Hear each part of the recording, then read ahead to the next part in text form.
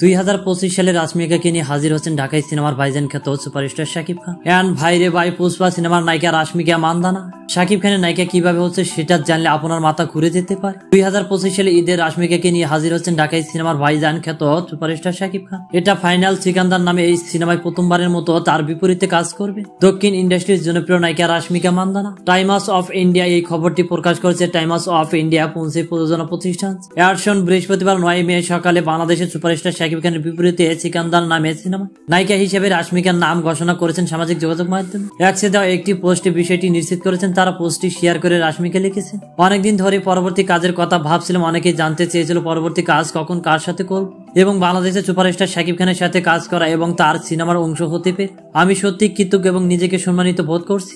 প্রিয় বন্ধুরা, শাকিব খানকে যদি ভালোবেসে থাকেন তাহলে অবশ্যই চ্যানেলটিকে সাবস্ক্রাইব করে রাখুন। পুরো ভিডিওটি দেখার জন্য অসংখ্য ধন্যবাদ।